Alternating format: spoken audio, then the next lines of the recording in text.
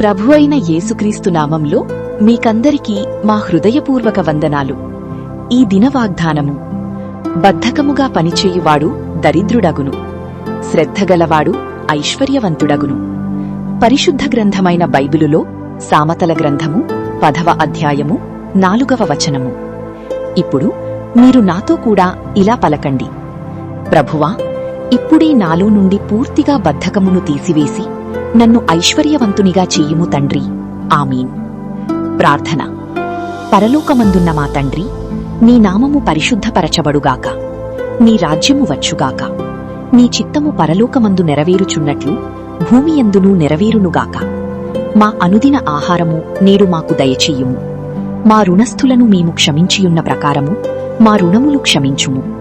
మమ్మును శోధనలోకి తీక దుష్టుని నుండి మమ్మును తప్పించుము. ఎందుకనగా రాజ్యము, బలము, శక్తి, మహిమ నిరంతరము నీవయ్యున్నావు తండ్రి. ఆమీన్.